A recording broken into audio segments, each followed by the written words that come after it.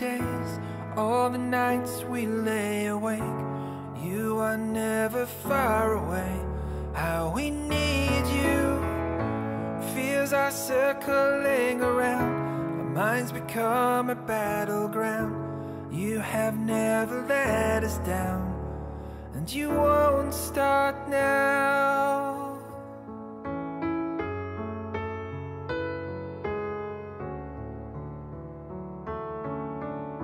I know you won't start now.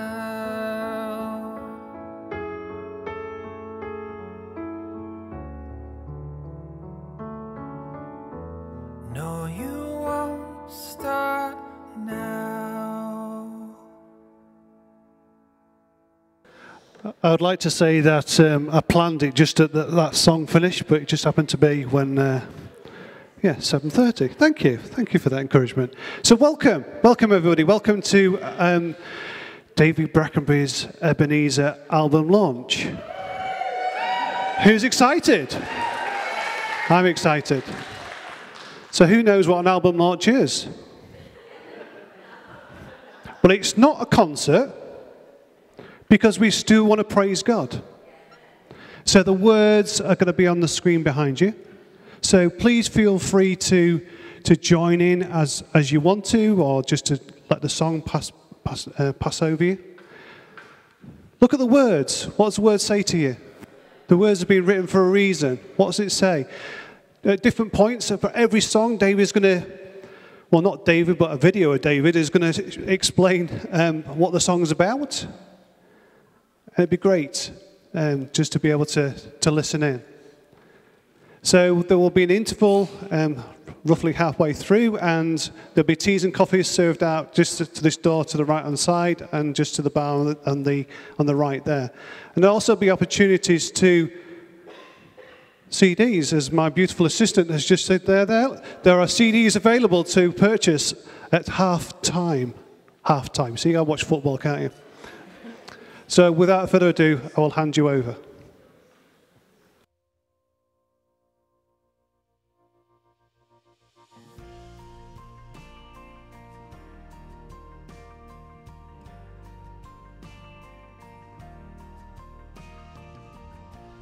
One of the things that first struck us when we arrived as a family at Jubilee was the breadth of nations that were represented on any given Sunday. The main auditorium has flags down both sides, with each one being a different nation that is represented by the people who call the church home. The worship will often have an international and multi-language influence. I can remember the first time I heard a song that was being led in a language other than English, and the hairs on the back of my arms stood on end.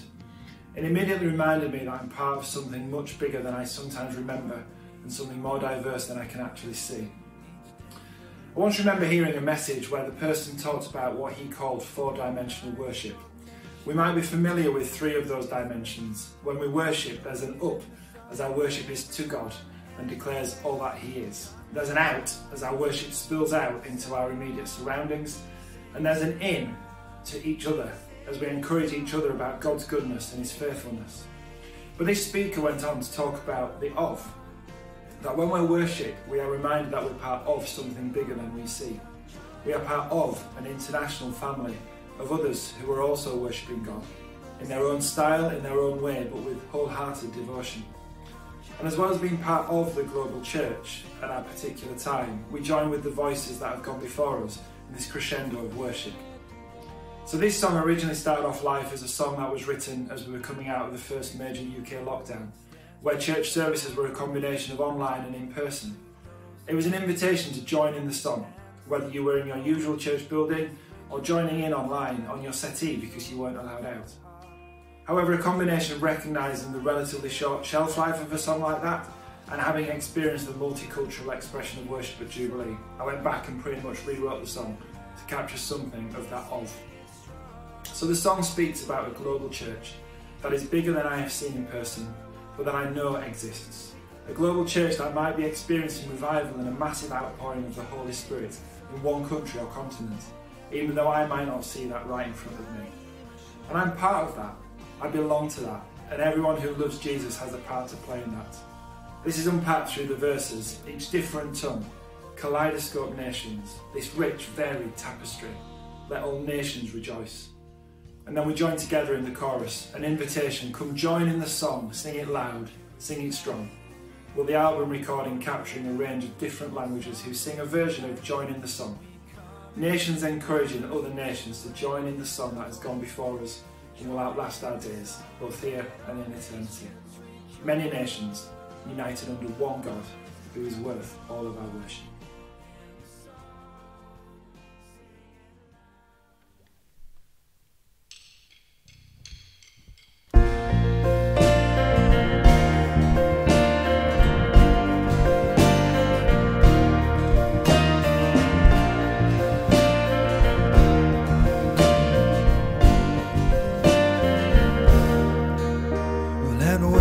Rise up from the north and the south, the east and the west, sing his praises out loud. Those changed by his love find a way to respond and share the good news with the regions beyond.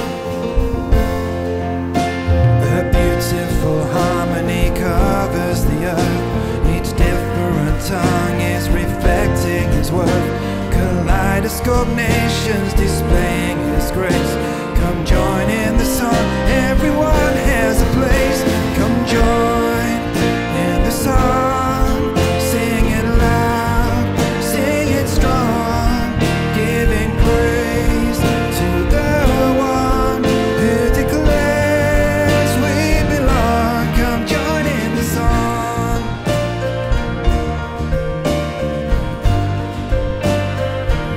Or come join in the song.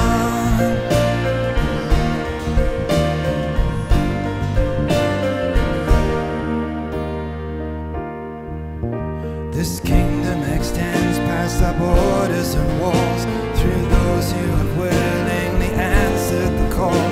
This rich, varied tapestry shows us his heart. Come join in the song, every thread plays a part. Come join in the song, sing it loud, sing it strong, giving praise to the one who declares we belong. Come join in the song.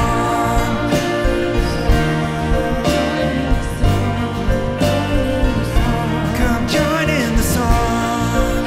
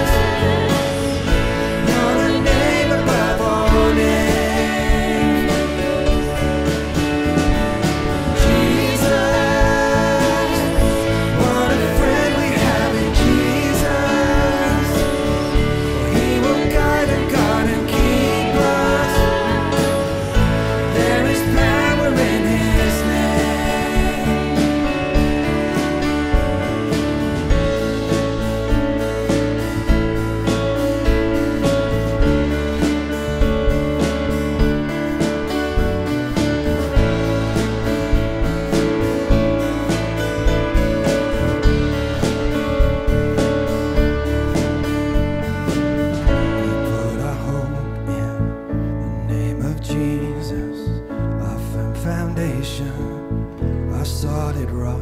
We won't be shaken, we won't be silenced. We will declare you're always good. We put our hope in the name of Jesus, our firm foundation, our solid rock. We won't be shaken, we won't be silenced. We will declare you're always good. And we put our hope in the name of Jesus, our firm foundation, our solid rock. We won't be shaken, we won't be silenced. We will declare you're always good. Jesus, there is no one like you, Jesus. 'Cause you are worthy of our praises. You're the name above all names. Jesus, what a friend we have in Jesus. He will guide and guard and keep us. There is power in His name. Jesus, there is no one like you, Jesus. You are worthy of our praises. You're the name above all names. Jesus, what a friend we have in Jesus. He will guide and guard and keep us. There is power in His name.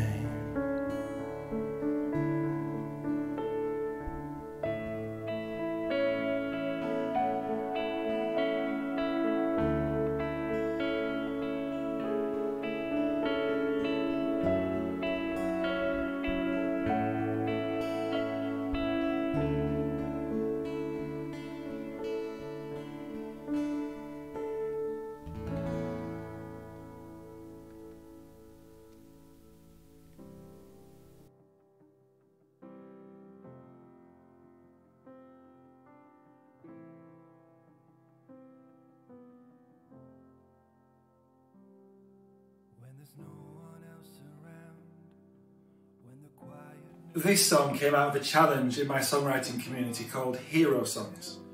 The invitation was to think about the songwriters who had influenced you, secular or Christian, and to try and take some of their style, their process, their heart, etc. into your songwriting. So I was immediately drawn to Matt Redman.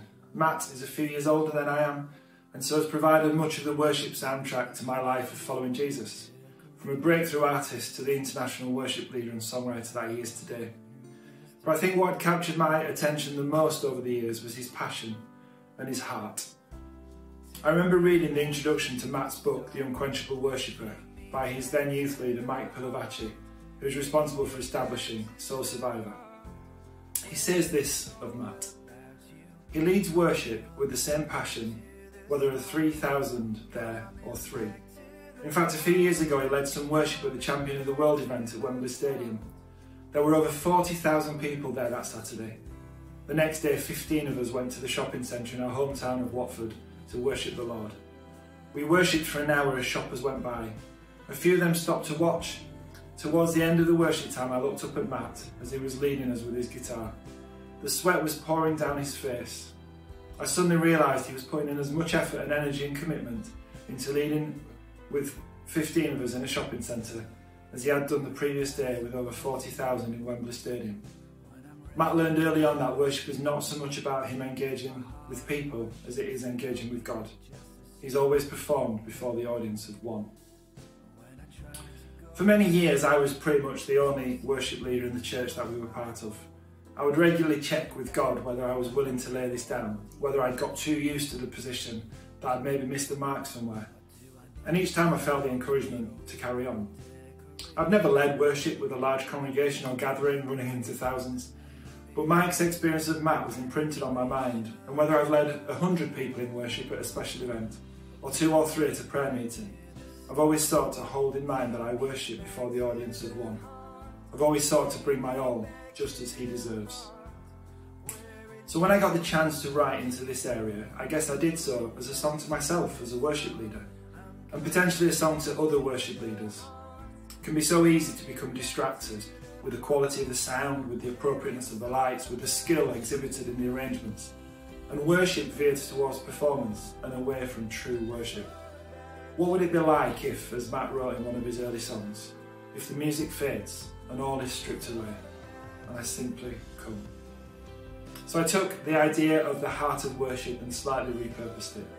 What is in my heart when I come in worship? Am I seeking the accolades of those worshippers gathered in that moment? Or am I seeking the Father's joy and celebration in his Son who is bringing true worship?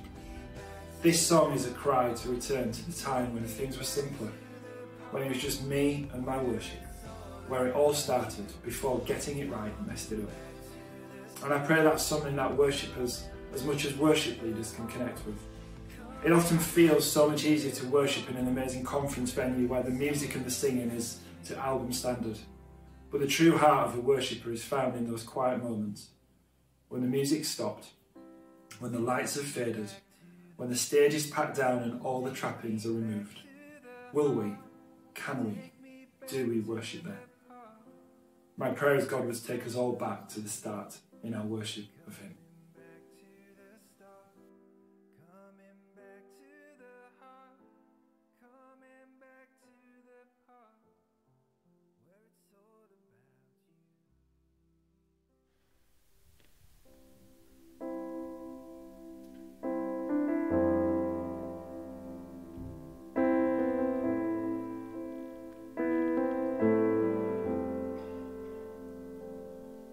When there's no one else around, when the quietness surrounds, does my heart of worship still beat just as strong?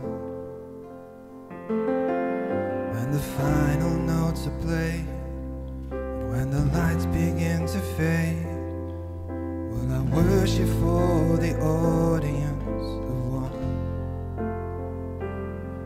Do I need the stage, the show, decoration? Have I forgotten who is due my adoration? Well, take me back to the start, take me back to the heart, take me back to the part where it's all about you. I'm coming back to the start, I'm coming back to the heart, coming back to the part where it's all about you.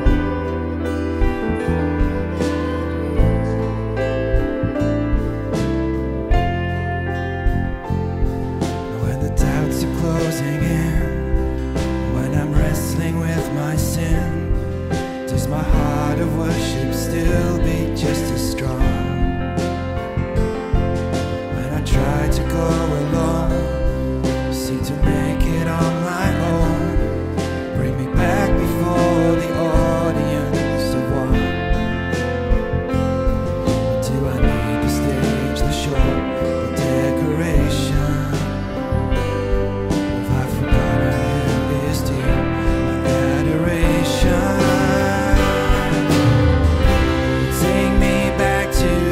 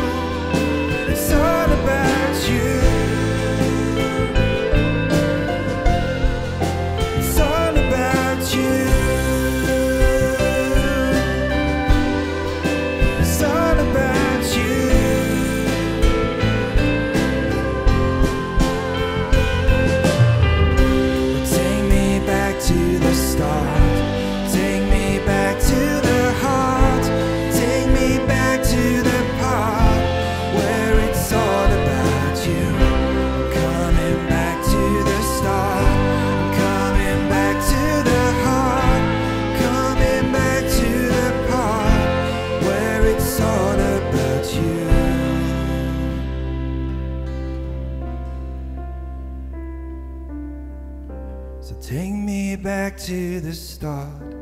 Take me back to the heart. Take me back to the part where it's all about you. I'm coming back to the start. I'm coming back to the heart. Coming back to the part where it's all about you.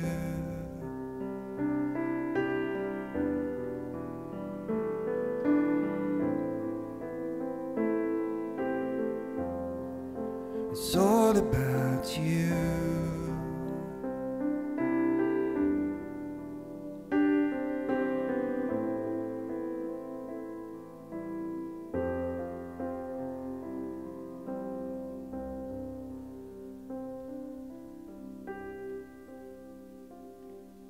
Cause you deserve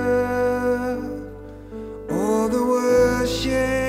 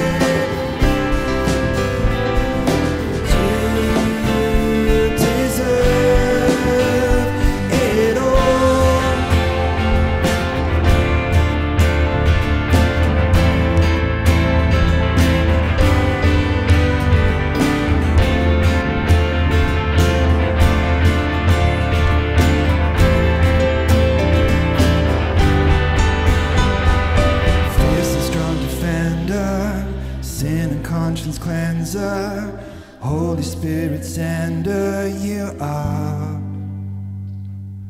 Miracle displayer, every bondage breaker, death's great overturner you are. You deserve all the worship. You deserve it all. Oh, you deserve all the worship.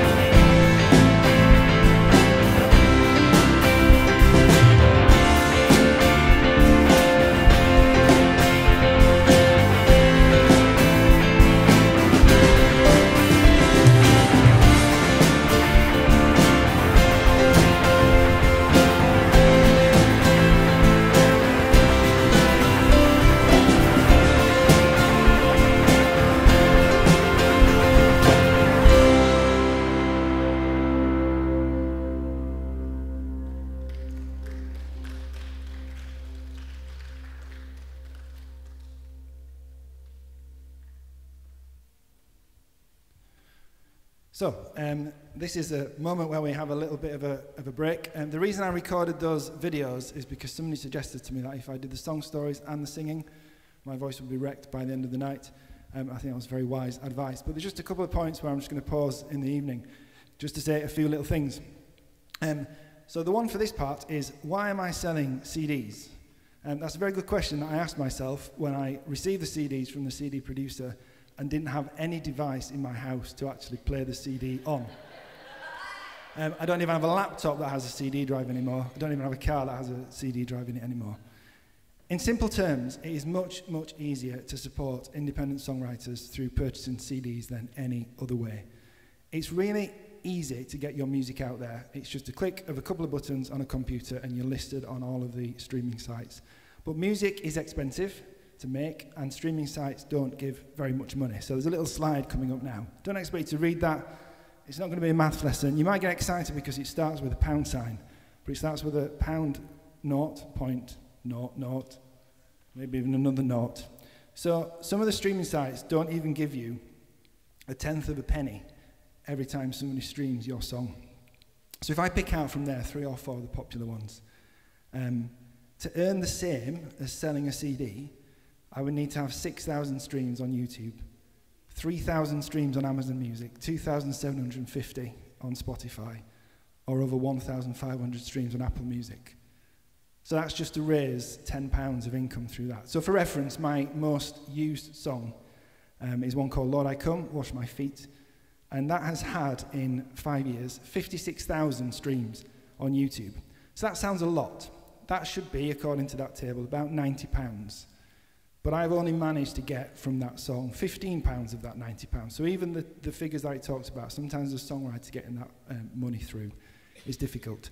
It's had 2,000 streams on Apple Music, so that's £13.50. 7,500 streams on Spotify, many of those are Esther, as she goes to bed every night. It's about £30 in 5 years. And 746 streams on Amazon Music, so £2.50 in 5 years, wow. So that's a total of £126 in 5 years from that one song. But the reality is, when you add up the money of actually what's come through, it's about 60 quid, because not all that finance comes through. And that song is the exception. That song is by far the most used and streamed, because it connects with part of the Easter story. I would say the next most popular is like maybe a fifth of that. So I'd really love to encourage you not only to consider purchasing some of my CDs tonight, but every chance you get the opportunity of an independent songwriter that you know, whether they're a Christian songwriter or not, just consider whether you can support them in that way, because that is a really good way of the finance going into the music that they do and the work that they do and the ministry that they do. And the additional bonus tonight is that 20% of all the sales that happen at this launch event are going to go into the fundraising campaign for the Full View project, which Dan's going to just say a little bit about, just so you can be aware of what that is.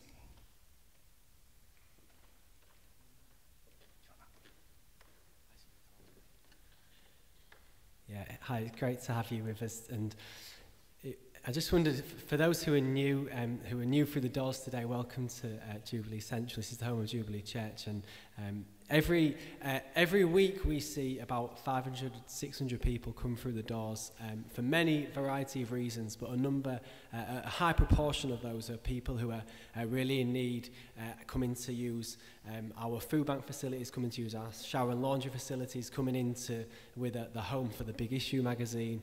We also run adult education programs which work with people who are long-term unemployed, mental health issues and social isolation, and a number of different issues.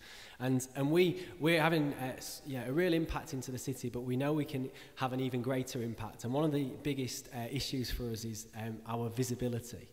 Because for many people walk past this building and have no idea that we're here. Maybe you're that person today, and you've come in through the front door and I had no idea, and there's even more of this building here. And so what we're looking to do in the Full View project that David mentioned is we're fundraising at the moment. At the front of our building we've got an old bank that we're turning into community space and a cafe, so it's going to be a great gathering space for the community, but it's also going to be a functioning cafe, functioning business, just to help us to become sustainable in the work that we do in social actions. So at the moment we're in the fundraising campaign, and so you can find out more details about the whole project and all the pictures of what it's going to look like at notdull.org/full-view, which is up on the screen, and we'd be happy later on to talk to you more and to show you the space that we're going to be converting.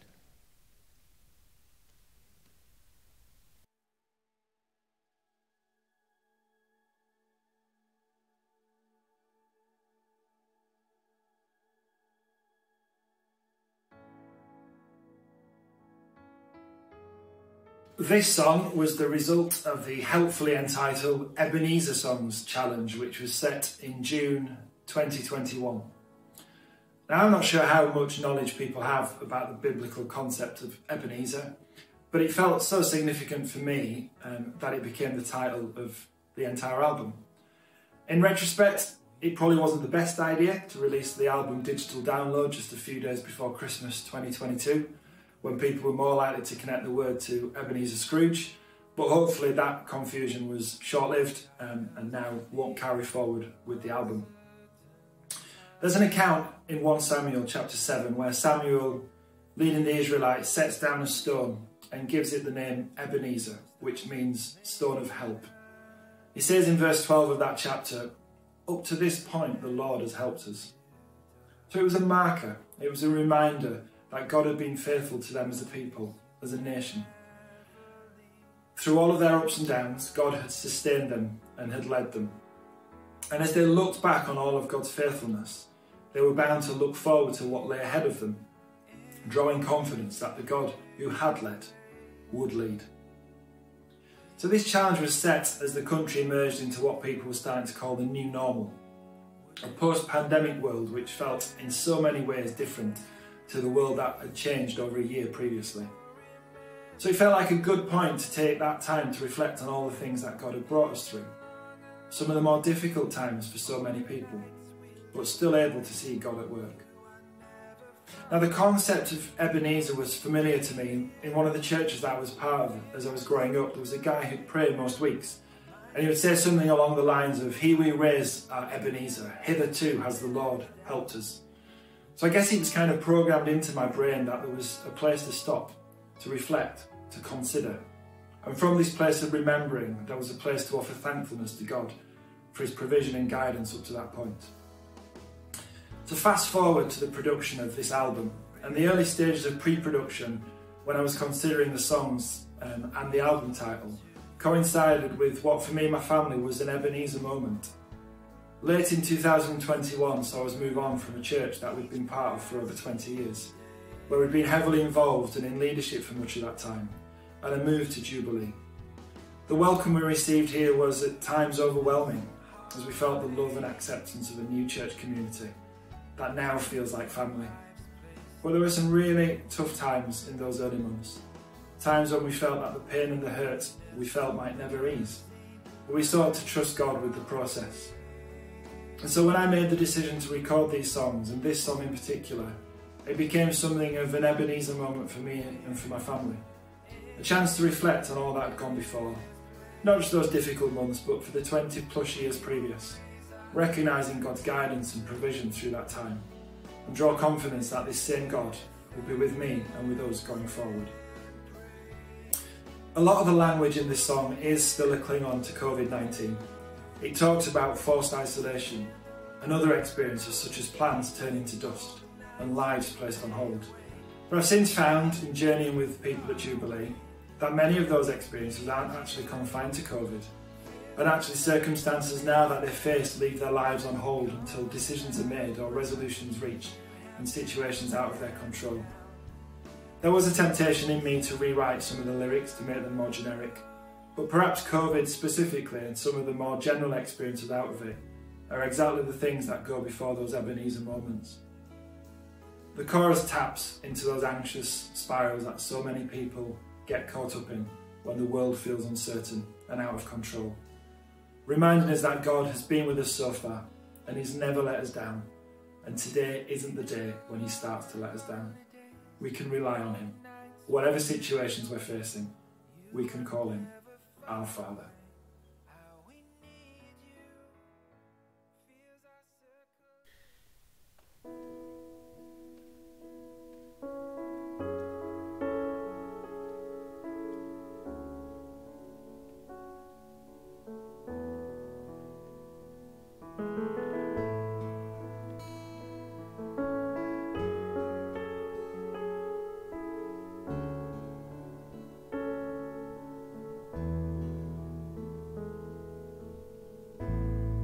We call you our Father,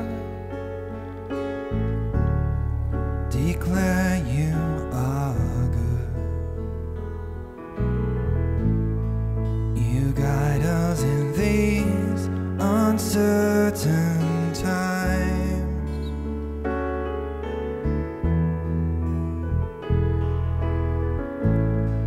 Through forced isolation, when plans turn to dust, you promise you'll never leave our side.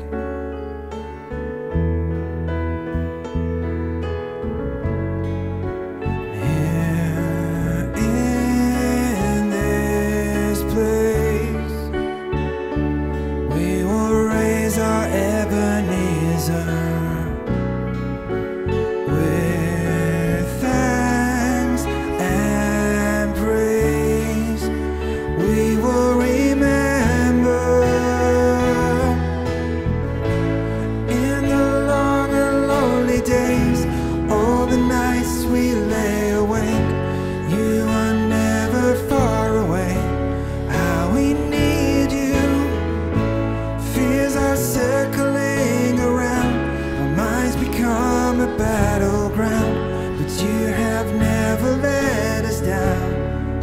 You won't start now.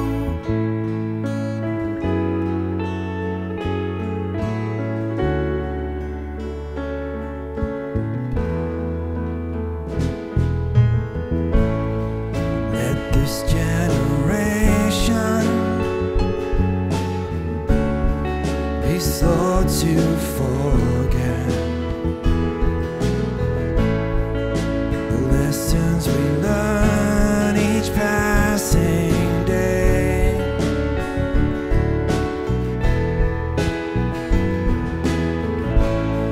Through sadness and heartache, through life's placed on hold, your goodness and mercy lines our way.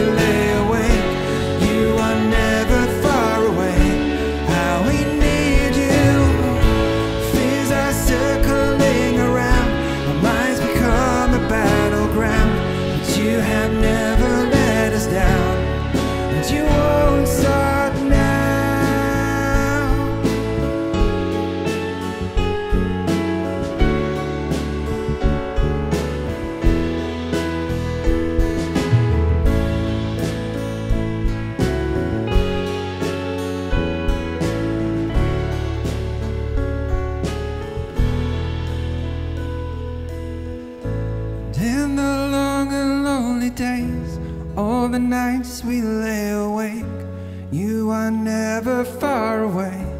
How we need you. Fears are circling around, our minds become a battleground, but you have never let us down, and you won't start now.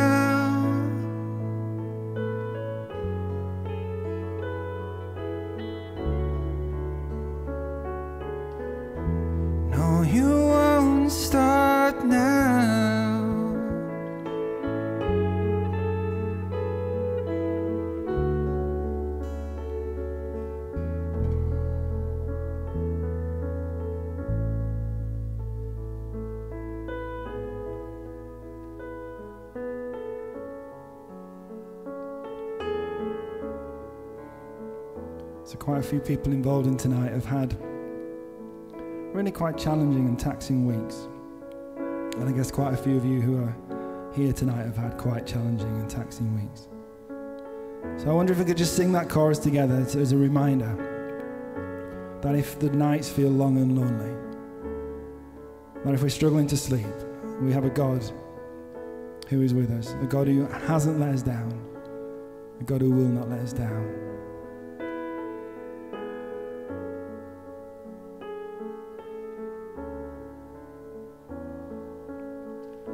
And in the long and lonely days, all the nights we lay awake, you have never far away how we need you. And fears are circling around, our minds become a battleground, but you have never let us down, and you won't start now. In the long and lonely days, all the nights we lay awake, you are never far away how we need you.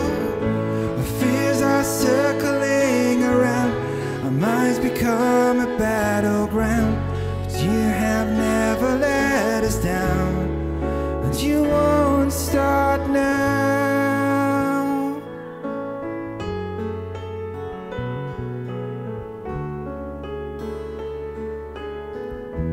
Oh, you won't start now.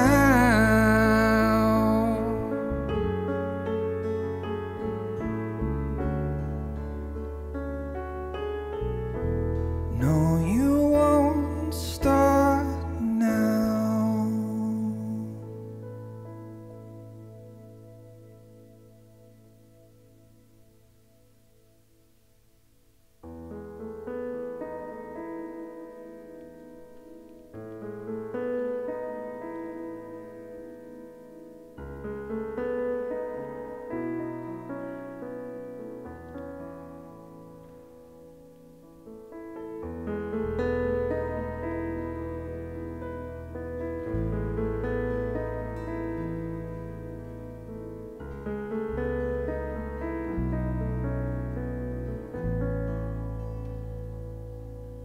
In the silence, in the waiting, in the longest of nights, I believe that your light will still shine. In the failures, in my despair, I will look for your peace, though this wilderness is all I see. Many questions feel unanswered, they are echoing round as I wander in circles of doubt. I am desperate to hear your voice. You speak hope into life, you are raising me up once again. So draw me close, hold me near, speak your truth, drive out fear, lift my eyes from this dust, change my view as I trust, I will trust in you.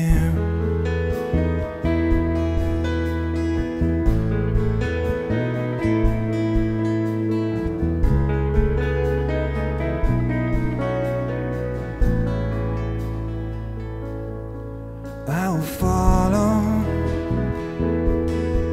as you guide me through the trials and the tests I will take as you're sharpening me. I am yours, Lord, so lead me on to the lands you have promised where all of my waiting is done, draw me close, hold me near, speak your truth, drive out fear, lift my eyes from this dust, change my view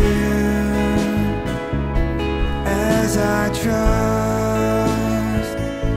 draw me close, hold me near, speak your truth, drive out fear, lift my eyes from this dust, change my view as I trust.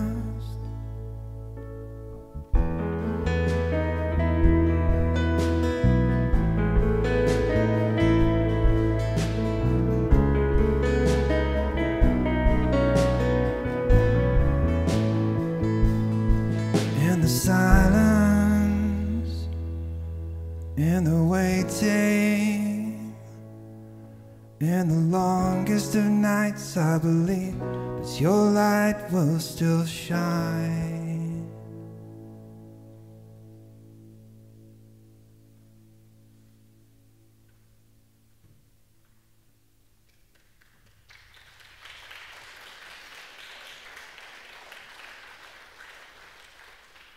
Yeah, can I just pray? Yeah, Father, thank you that you've got us no matter what. Father, thank you that's truth. Father, we just love to just wrap your arms of love around us. Father, thank you that we can see that truth. In Jesus' name. Amen. So you have 20 minutes to buy as many CDs as you possibly can. There is a prize.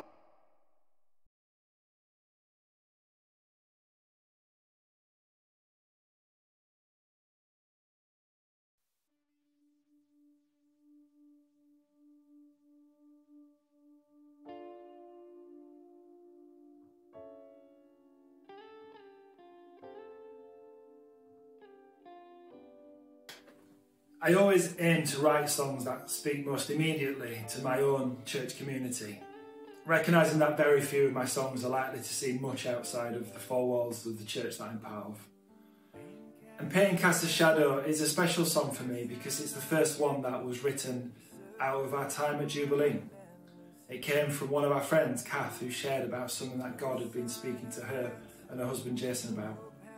I'll let Cath tell you first and then I'll pick up the story. Jason and I went to Manchester last weekend for a weekend away, and we went to Audacious Church on Sunday morning, and they were speaking about the God of miracles, and how God works miracles, and the lady who was speaking was telling us some amazing things that they've seen happen in their church in Malaysia. And both Jason and I were quite affected by it in the same way, really. And they called people out for ministry for people who were believing for miracles in their life. And we didn't go out because we're not believing for a miracle in our life at the moment, but we were years ago, and it didn't happen. We believed for miracles for Dan and Ali, and neither of them got the healing miracle that we believed for. And in a service like that, where they were believing for miracles, it was like, actually, I know in my head that you're a God of miracles, but I have not seen it for myself. So eventually we did go out, and there was a guy who was there visiting, who actually prayed for us, and he said he could see a shadow, and it was the shadow of the valley of death. And I've been pondering it on my way to and from work all week. What is a shadow? And a shadow is caused by something that gets in the way of the sun's light. So there's something in the way of the sun's light that's casting a shadow. And I think our past experience of us not getting the healing we were believing for casts the shadow, and is casting a shadow on my ability to believe God for miracles. And that's been challenging us all week. We've been talking about how does God work miracles, and he's a God, and he's infinitely more wise, and he does what he wants to do. But have we got the faith to believe for the things that we're expecting God to do in our lives? Or is there a shadow of past experience that's in the way that we need to ask God to remove, so that we can have the faith to believe for whatever we want God to do in our lives? So the song we're singing is called Same God, and he's the same God here as is the same God in that church in Malaysia, as in the same God in the Bible. He's able to work miracles. We know that. We might not have seen it in our lives, but we know it. It's in the Bible. It's happening in other churches. It happens here, but maybe we don't shout about it. So while we're singing this song, if there's something that you're believing for in your life, just bring it before God. Have that faith to bring it before God. Come down, speak to Phil, get Phil to pray for you. Ask the person stood next to you to pray for you. But don't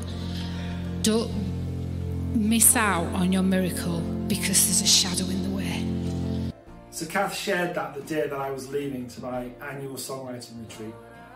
I've tended to take the pressure off myself over the last few years and not head up there with a sense of a need to write something new, but rather use it as a time of refreshing, as a chance to connect with friends, as a chance to spend time refining and developing works that are in progress, but also remaining open to whether there's a new song that needs writing.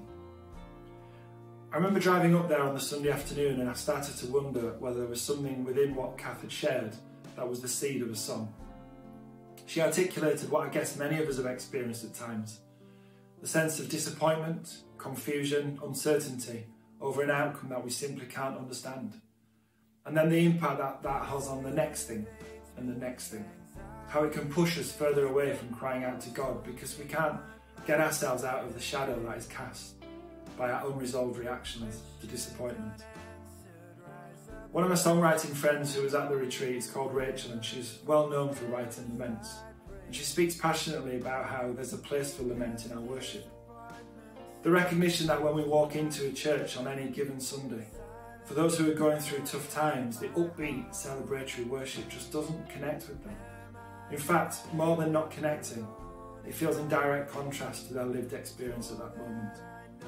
So for a church to have a broader repertoire of songs, some of which that, like the psalmist, cry out to God in desperation, full of questions, full of heartache, doesn't that give words to the experience that we all have through our lives and point us to a God who sees and hears?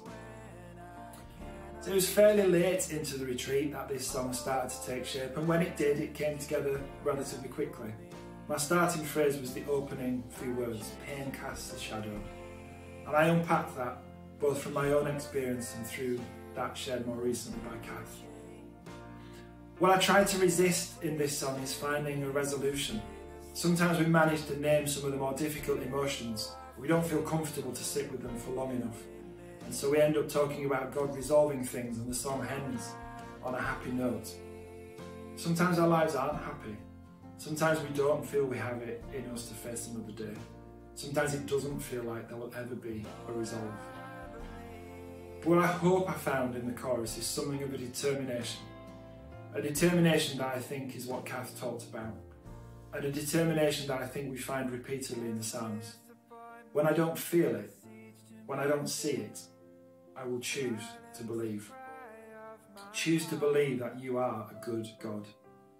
Choose to believe that there are things that I can't see and understand, but you do see, and you can bring me through. Choose to believe that however insurmountable this experience seems, you will walk me through it. But there's an unbelief that challenges every one of those thoughts, and that's where we pray for God to help us tackle them. So see the Lord I believe in the chorus not as a confident declaration that without a doubt you know God has this situation in hand. Rather a deep down confidence and trust that even though you can't see it, He's working. I love it when people are willing to be vulnerable. I know on that morning that people felt seen and heard in church because Cath shared something of herself and the journey that they were on. And hopefully this song can give words to others who are in a similar situation, where we can whisper out the words, Lord, I believe, and start to banish the shadows cast by those past disappointments.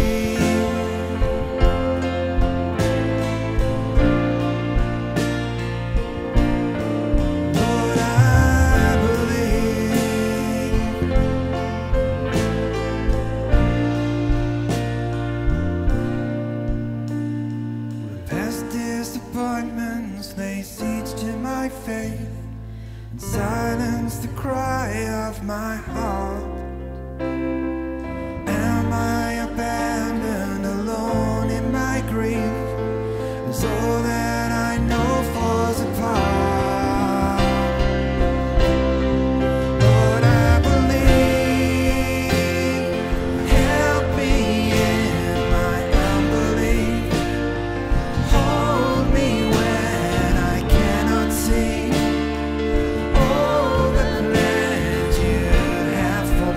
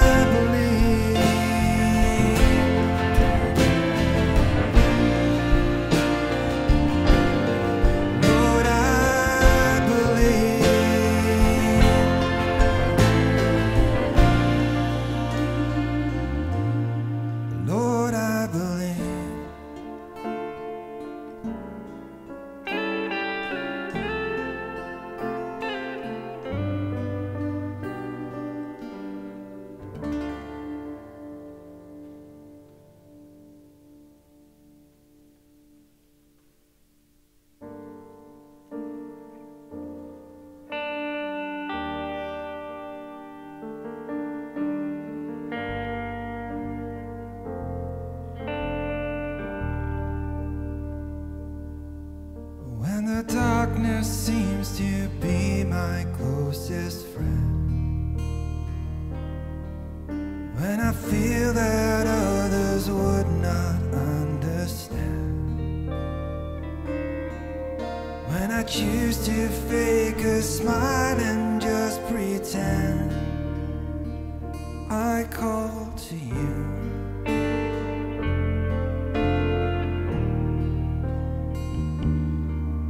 When I tell I'm suffocating in a fog, when I tell myself that this is just my lot, as the God who watches over me forgot, I call to you.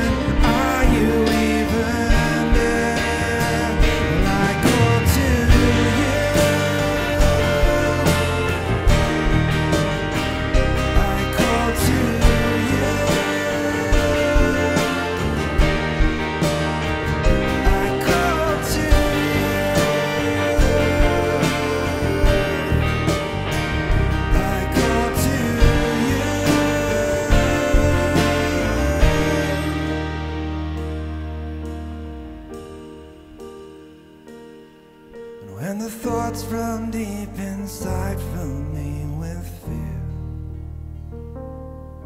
When the friends that I've relied on disappear,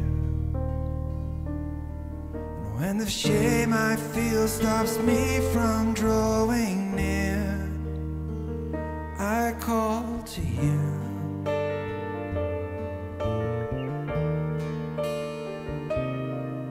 When the vine I have no strength to face today,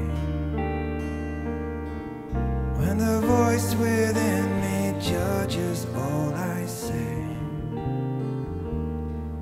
if I hear nothing but silence as I pray,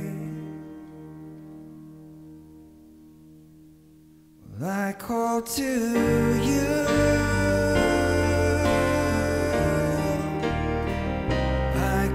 To you, I call to you,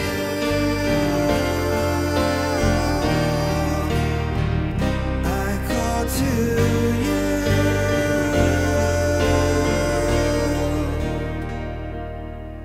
When the darkness seems to be my closest friend, I call to you.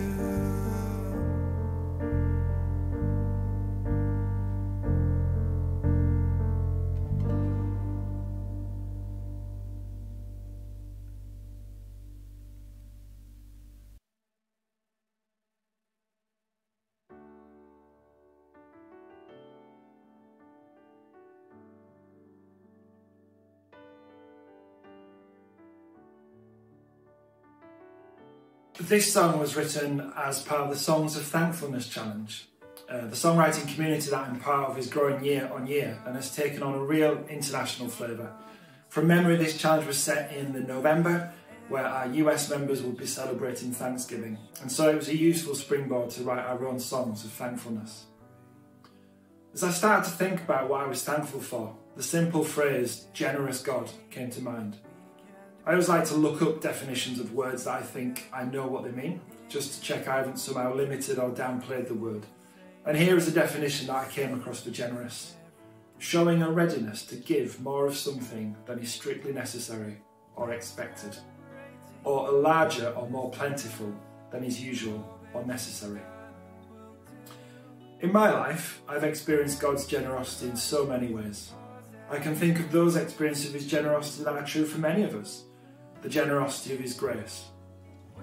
And this is larger or more plentiful than is usual.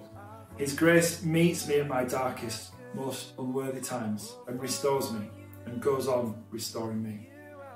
So many times we think people are fortunate to get a second or third chance, but God continues to shower his love, his grace, his mercy on us. He's generous. He's a generous God. And into some more personal aspects of our lives. We struggled to have a family. There were issues with both of us that led to the doctors pronouncing that we were infertile. But people prayed. People that we knew well prayed. Right through to people that we'd only met through miraculous circumstances. And heaven heard and heaven answered. But God didn't just bless us with one child. God, in his abundance and in his generosity, gave us 4 children. We'll meet people who haven't seen us for a while, and if we're all together, you'll see them take a step back, look at the kids growing up, remember the story of our fertility struggles, and comment on God's generosity. So whether it's the really personal or the wider experiences shared by many of us, we can see that God is a generous God, and that compels me to worship him. The first verse takes us through some of those extravagant ways that he shows his generosity. He's abounding in love. He shows endless compassion. We can depend on his grace to remain. His blessings are new every day. And verse 2 speaks about the role that he plays in our lives. As a father, he's rooting for us. He's fiercely defending the children he loves. He holds us close when the night closes in. God is not a generous God because he's generous. He's generous because he's a generous God. So it's not simply him being generous, it's that he's a generous God. And so the outworking of this is that we see his generosity all the time in our lives. Feel free to put that last 10 seconds on loop. I know what I mean, but it takes some thinking through. And as my only option was to worship, hopefully the chorus of the song provides the space to do this. As our gratitude to all of his generosity rises, it pours out as worship. Even if we wanted to, we couldn't stay silent because of all that he's done for us. We're celebrating your goodness to us for all that you've done and will do. Gratitude rises and pours out as worship to you. We can't stay silent when faced with such love. Our voices declare you are good. Oh, for you. You are a generous God. His generosity is nothing about me. It's nothing about you. It's all about him. So when we see that in our lives, what can we do but worship him and thank him?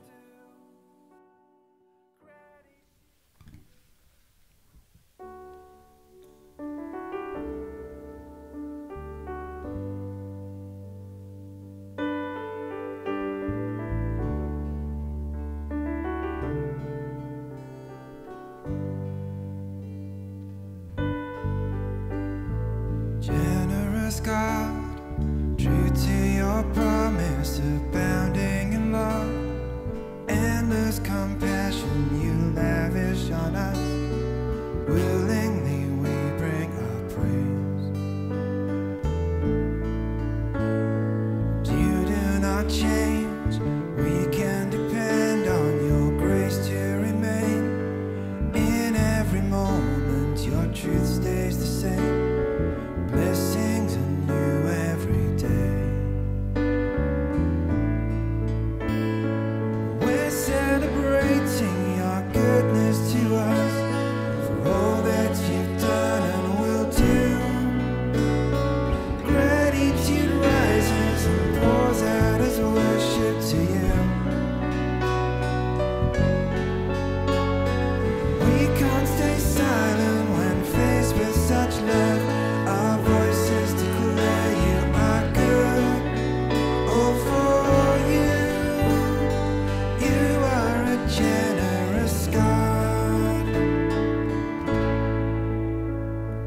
Generous God, who as a father is rooting for us, fiercely defending the children you love,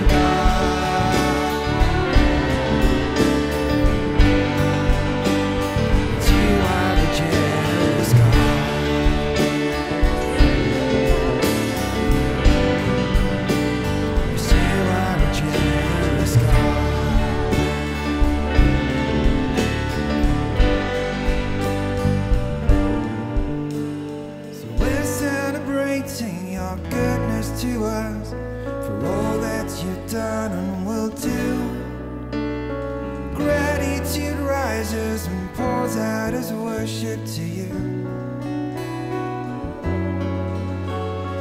We can't stay silent when faced with such love. Our voices declare you are good. Oh, for you are a generous God.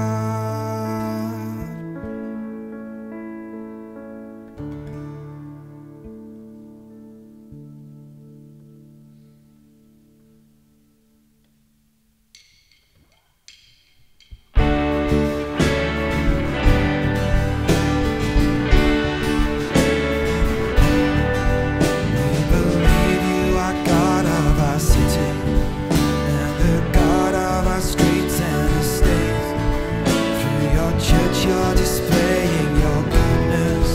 We are heralds of mercy and grace. You have called us to push back the darkness and to love with all that we are worth. We will live with our hands stretched to heaven as we wait for your change here on earth.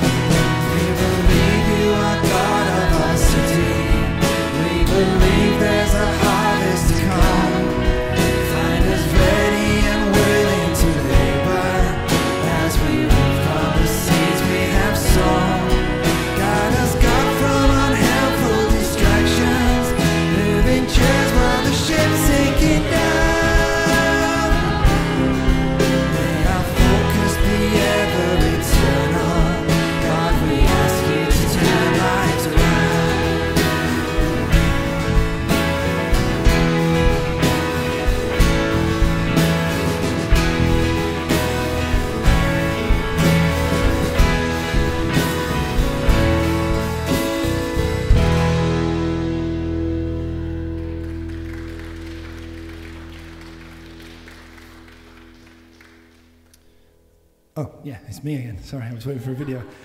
So yeah, just at this point on the evening, I want to do some thank yous. There are quite a lot, so it might take a while.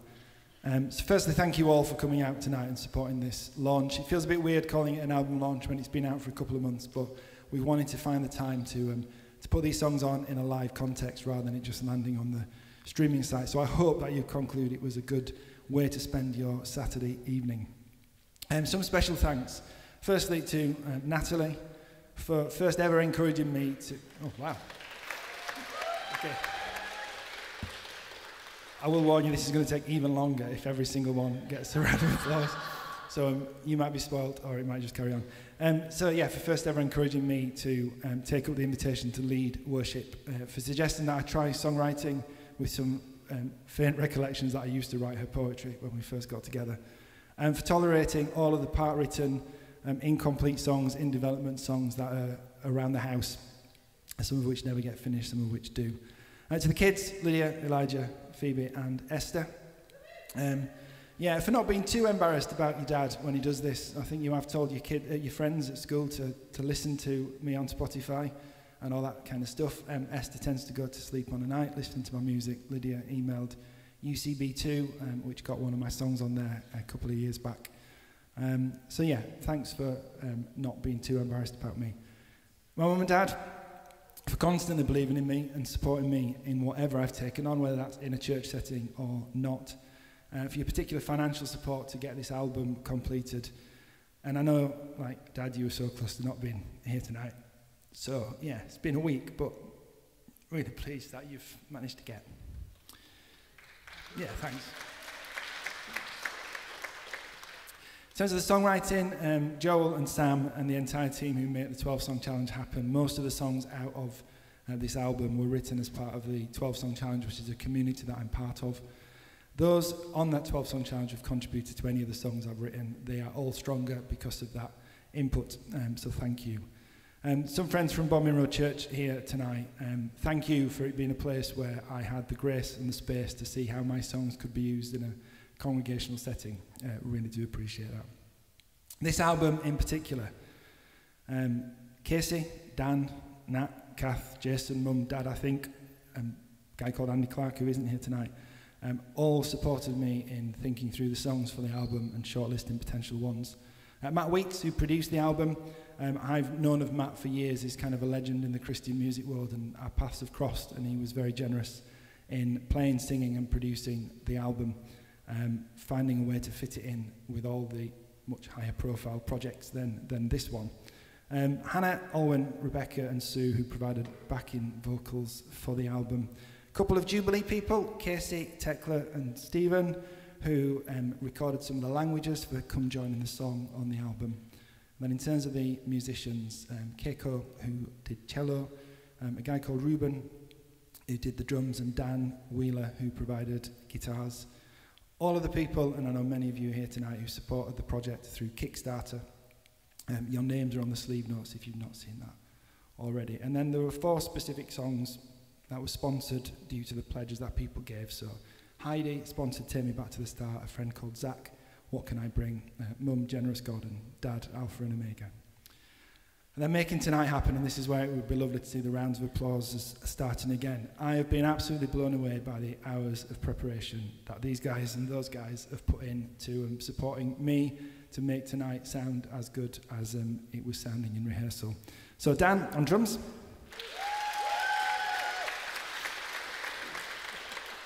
Stephen on electric guitar, who sacrificed some of his luggage weight to bring that wonderful pedal deck back from Malaysia. Dave on acoustic guitar. Tim on bass guitar. Then these appear in a list, but I'm going to pause. Luke on backing vocals. Cath on backing vocals. And Mags on backing vocals. And for those that you can't immediately see because you're looking this way, but for Tim on sound, you've just been amazing today. Thank you so much. For Nick on tech.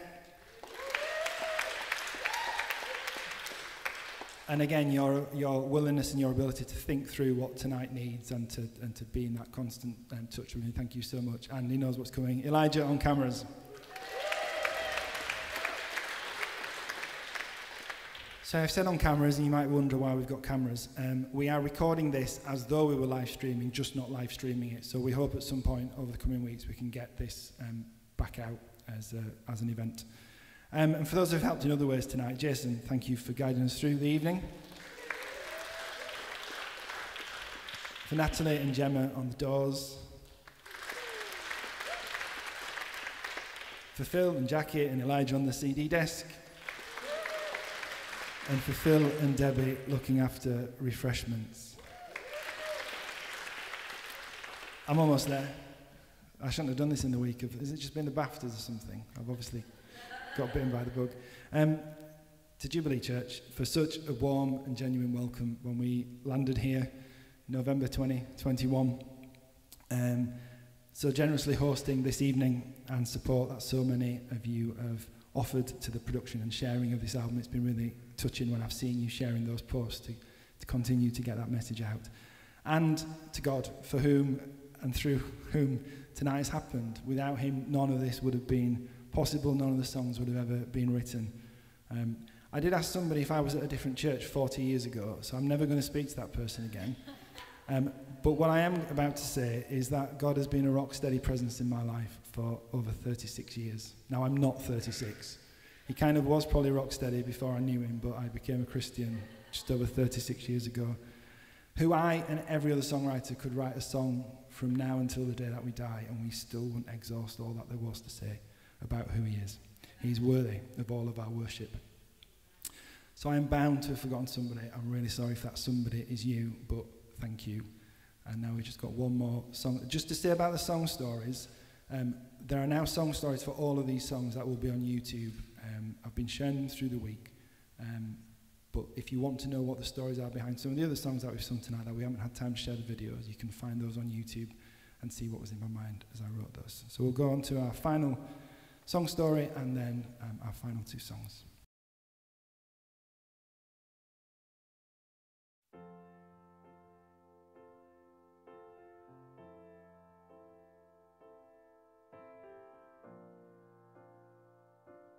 I remember being a little bit disappointed when I wrote this song, as it wasn't what I'd expected to write. The challenge for the particular month was women in the Bible. Now, we have loads of books at home about women in the Bible, and I was determined to try and use the month to dig into some of those, to find an obscure woman in the Bible who never gets a look in, and to write a song out of her story. But then I woke up one morning and started to think about the widow who brought the small coin to the temple and put it in the offering. I remember Jesus telling his disciples that she'd put in more than all the others, as they'd given out of their wealth, but she had given out of her poverty. That she'd put in everything, all she had to live on. I was struck by two things. One was her faith. It was a tiny amount of money, but even that could have probably bought her something. Yet she chose to give it. I refer to it in the song as her money for that rainy day. She held nothing back, but gave her all. The second was the curse of comparison, and that's probably the theme that developed most in the song for me. She may have stayed away feeling that her gift was insignificant. Others may have made her feel ashamed, as they either saw what she was putting in, or they paraded what they were putting in. But Jesus saw the extravagance and generosity of her gift, and how she had outgiven everyone else who was there. So I don't know about you, but the curse of comparison feels like a real struggle for me at times. I've spent lots of time thinking about this over the years, and I've often got back to the point where I sense God encouraging me not to compare my life, my ministry, my impact with others. But I do go back around that loop from time to time. I think part of the reason for this is that I have some connections, some more tenuous than others, with people who have done quite remarkable things for the kingdom of God. The guy who was my dad's best man had a son. He's a year younger than me, and following a dramatic conversion in his 20s, he was fairly quickly involved in a major revival that broke out in America. He was the guest preacher, and he now heads up an international ministry that is running gospel missions across the world, seeing thousands of people following Jesus and many, many miracles. The son of my dad's best man, used by God to shake the nations. Then there was someone else who was in our youth group as we were growing up, the youngest of three sisters. A mission trip revealed a greater call on her life, and she set up an organisation that has built orphanages, rescued girls from sex trafficking, and works with women widowed by the civil war in Sri Lanka. One by one, her organisation is rescuing girls, motivated by the love of Jesus. In addition, she has her own show on TBN where she gets a chance to talk about the work of her organisation and speak with others who are doing dramatic things for the kingdom. And in our own church, a couple who have devoted their life to supporting child-headed families in Malawi, building an entire village where they can be looked after and developed, where they can be supported into education and work, where job opportunities are given and churches are established. And then there's me. who, for most of my life, has faithfully and consistently been part of the local church. For some of that time in leadership, for most of that time involved in worship, week in, week out. But the curse of comparison means that I look at my life and I look at the lives of people I've just described, and my offering feels really small and really insignificant in comparison. Every time I've reached the point in the cycle, I feel God's reminded me that I continue to be faithful with the things that He's given me. But I still find I can fall back into that comparison. And yet I'm reminded by this widow that God isn't about amount, He's about obedience, He's about trust, He's about heart. So this song speaks to anybody who, when comparing yourself to others, somehow feels that you don't measure up.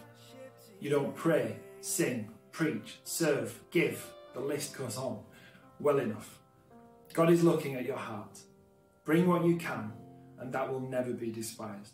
Rather, your gift will be noticed by the one who does matter, who isn't into comparison anywhere near like you are.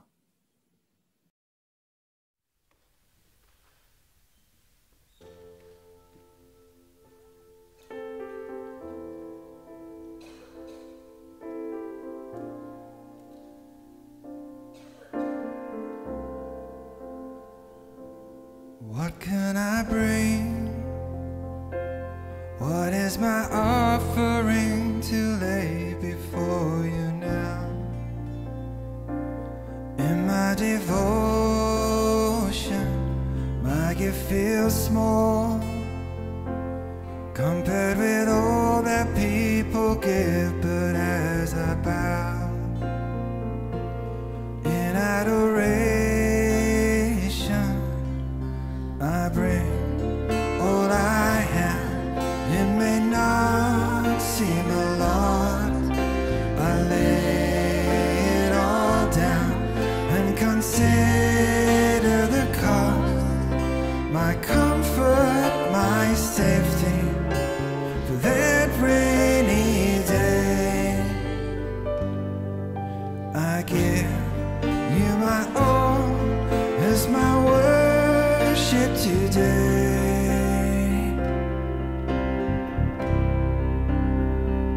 And you don't despise, although the size of what I give to others seems so very shameful.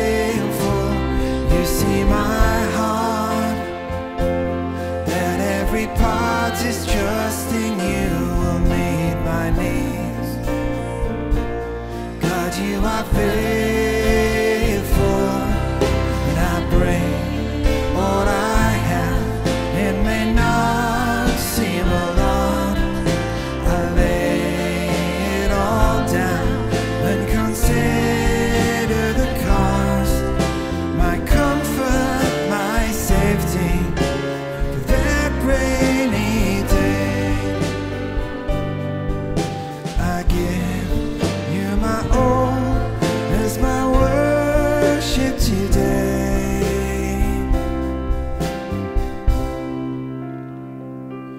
Lord, through my life, I've been surprised with how you always multiply all that I give you, fueled by faith, able to face tomorrow knowing you'll supply as you have loved to. So I bring all I have. It may not seem a lot.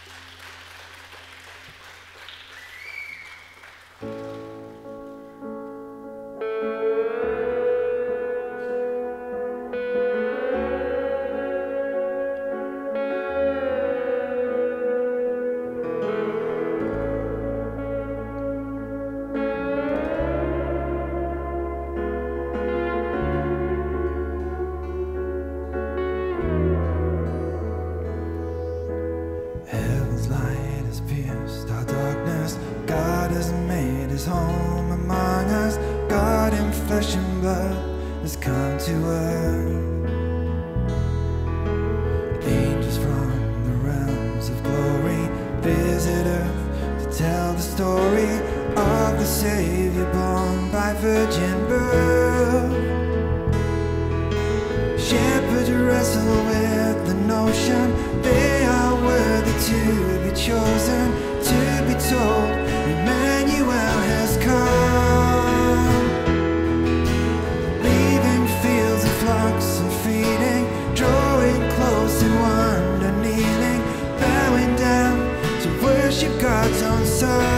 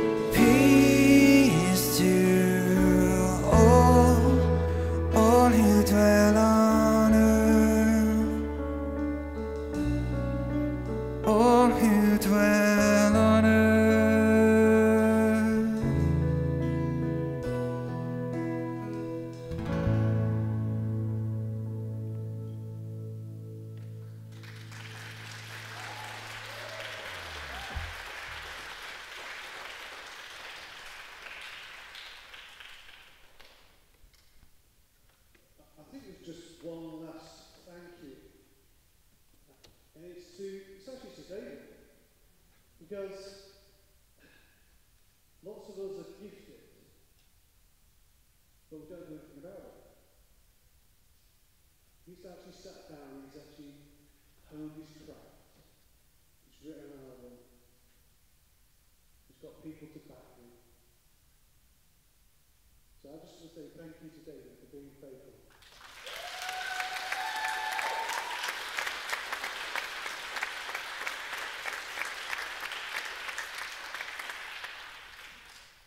So, it's not too late to win a free cup of tea or a free cup of coffee, because the CD sales are open. So that is the conclusion of our second half. I hope you've got a brilliant time. It's been great to see some familiar faces and different faces. I hope you've got a wonderful night. It's been great. We'll catch you soon.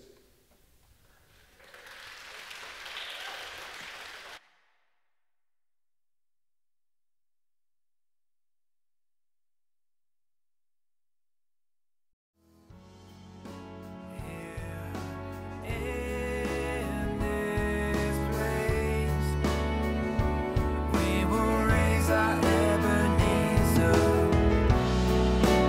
with thanks and praise. We will remember in the long and lonely days, all the nights we lay awake. You are never far away. How we need you. Fears are circling around. Our minds become a battleground. You have never let us down, and you won't start now.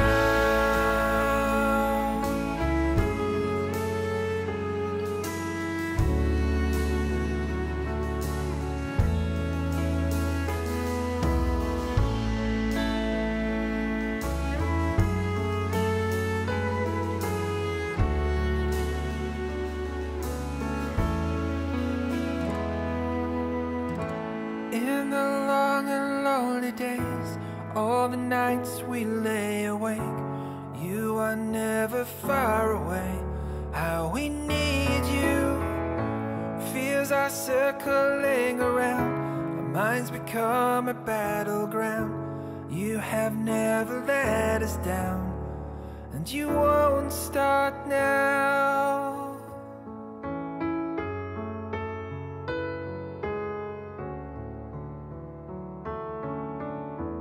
No, you won't start now.